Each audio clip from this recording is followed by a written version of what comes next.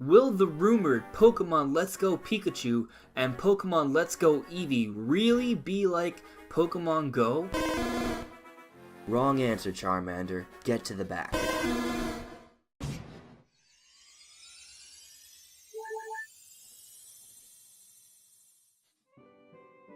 Welcome everyone, this is AndresRestart, and today we have some big news to talk about. If you haven't heard already, Pokemon Let's Go Pikachu and Pokemon Let's Go Eevee have been leaked. Now, supposedly, it's a rumor. This is still rumor territory because it hasn't been announced by Nintendo or Game Freak, but supposedly that these are the actual names for Pokemon Switch. There are going to be two versions. And a lot of people believe this, myself included. Why do I believe it? Well, the reason I believe it is because it's coming from so many different sources, including Cerebi, right? It's just so many different sources reporting on this and talking about it. I think that there's a high likelihood that this is real, and it adds up between all the rumors we've been hearing in the past, and it just kind of makes a lot of sense from a business perspective and a marketing perspective. So I think that this is the case, and it would be a great stopgap between Generation 7 and 8 because we're only 2 years after Generation 7, so it's still too soon for a Generation 8, but this could still be a great way to bring in a lot of new players, a lot of Gen 1ers to the Pokemon Switch, so this could be really awesome. But the question for this video isn't about the awesomeness or the potential awesomeness of this game necessarily, it's more about how this game could relate to Pokemon Go.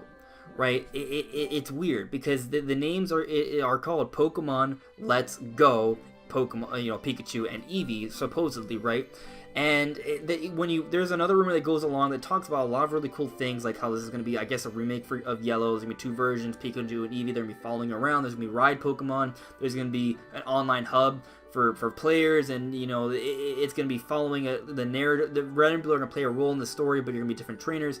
There's a lot of cool things here, but there's also a lot of talk about Pokemon Go integration, which in and of itself I think could be really cool, but they talk about how rewards are going to be linking together, and they talk about how catching Pokemon works like in Go. And I think that's what's really throwing a lot of people off because, well, I mean, when you catch Pokemon in Go, what happens is that in Pokemon Go, you see a random Pokemon, you tap it, you go into a screen, and you just chuck Pokeballs at it by swiping your finger up, basically. And that's a very casualized, streamlined sort of process, and if that's what they're doing to the catching mechanic, what does that dictate about the rest of the game? So they're going to simplify it. So this is a purely pessimistic perspective, but it could mean that they're going to simplify the catching system. It could mean they could even be simplifying the battle system. In fact, there were rumors beforehand that they were already going to simplify the battle system.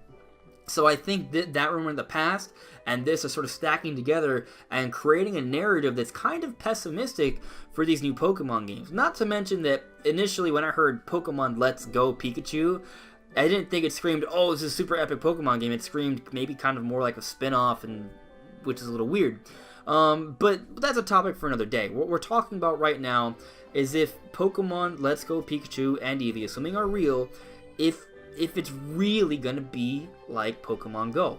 And it's possible that this is the case. Like, the worst case scenario, I think it is like how I just described, that they're going to simplify the battle mechanics, they're going to simplify the catching mechanics. After all, it does look like they are marketing it for the Pokemon Go audience. They're trying to have Pokemon Go integration. They're trying to reach an even larger audience than Pokemon has had in the past. So maybe they do want to streamline things and casualize things a bit. And that's concerning to me. It truly is. However, I also have to take into consideration, but a lot of times when I hear rumors, the rumors that come true, sometimes when I first hear them, they don't sound very exciting. Like, I remember when Eurogamer reported and leaked the Nintendo Switch concept when it was still just the NX a few months before Nintendo revealed the Nintendo Switch. And before it was revealed, I thought that what they described was kind of lame, like really lame actually. And it wasn't until when I actually saw the Nintendo Switch reveal trailer that it all come together, that it all sort of clicked. And I was like, oh, wow, Eurogamer was, first of all, they were right about the rumor, but the way they described it was just kind of boring.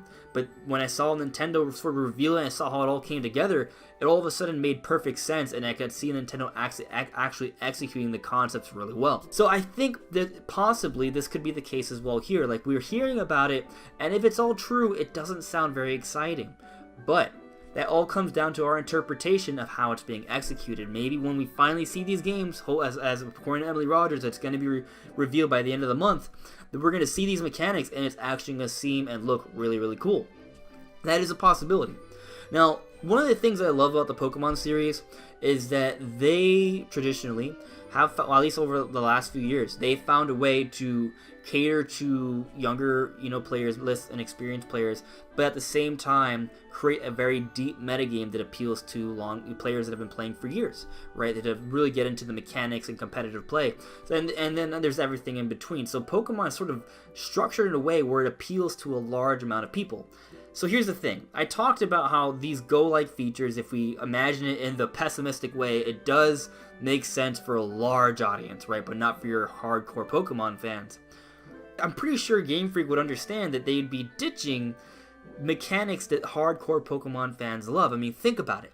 Game Freak has been they've stuck in with the same formula all these years. So it would be really different of them to completely change everything to a super mainstream, super simplified sort of style. They've been stacking on the Pokemon system for years. So for them to just completely take a 180 and simplify it entirely in a sort of casual, non-gamer kind of way, it doesn't add up to me. It doesn't add up to me. What does make sense to me is that they're going to find cool ways to integrate Pokemon Go, because it is a great business decision. Pokemon Go has brought in so many different players. They can bring in more players onto the Switch, right? And the idea of maybe the Pokemon you catch Pokemon Go could somehow have an interaction with your real games, right? The idea of like maybe seeing Pokemon out in the wild and interacting with them in a more real-time kind of way, that might be something they might play around with catching. That makes sense to me. But the idea that they would completely simplify it to just like, flicking or motion controls, and that they would rid away the battle system and make it super simplified, like tapping and just pressing one button, that doesn't make sense to me. That would be ruining the game. Hey, I'm not saying they won't try something different, but I don't think that they would completely simplify it and abandon altogether their years of fans that have loved the series, right? Like, yes, they could take risks, but taking a risk to the point where it no longer feels like Pokemon? No, I don't believe that. I don't believe that, but of course, this is my optimistic perspective. It could be the worst case scenario. Maybe they think that the best idea is to just completely change things up altogether and really just go for the casual audience. But if you look at the Nintendo Switch, look at what Nintendo's doing with the Switch. It's not casual like the Wii casual, right? There's a lot of core games. Breath of the Wild, open world, Zelda game, Mario. Like, these are games that Nintendo's made that are very hardcore. Xenoblade 2. Like, Nintendo has been doing a great job of appealing to their core Nintendo fans. And and obviously Pokemon Company is a separate entity from Nintendo, but they work together, and I think they understand what their fans want. So I don't think that this Pokemon Go integration is a bad thing. I think it's going to turn out to be something that's actually going to be pretty cool. And I don't think, when I see that bullet catching Pokemon works like in Go, I don't think it's going to come down to flicks and motion controls. I think it's going to be something deeper than that, something that's going to make more sense, and something that's actually going to add to the game. And it might be a change that most of us will come to be quite fond of. But that's my perspective on the matter, guys. What do you guys think? Do you guys think that this is a worst case scenario, and that Pokemon Let's Go Pikachu and Eevee is just a weird spin-off, and we hope it dies and never comes back again? That's a possibility. It really is. But before, actually, there's one more thing I want to cover. It's weird that it is kind of like a spin-off, that it says like Pokemon Let's Go Pikachu and Eevee. I do feel like they could be doing some experimentation here, right? And if that's the case, maybe it won't work out too well, so they can just go back to the traditional series. But this is an RPG. It is 2 versions. It's being made by Game Freak, so it is a mainline Pokemon series. And I think if this works out, it could mean great things for the future of Pokemon. This could be the time that they actually make dramatic changes.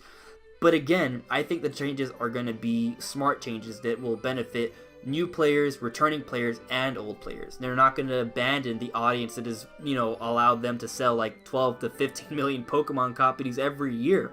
So again, that's what I think, guys, but I'm going to ask you one more time, what do you guys think? Let me know in the comments below. Anyways, everyone, this is AndresRestart. Thank you so much for listening and watching, and I'll see you all really soon. Bye.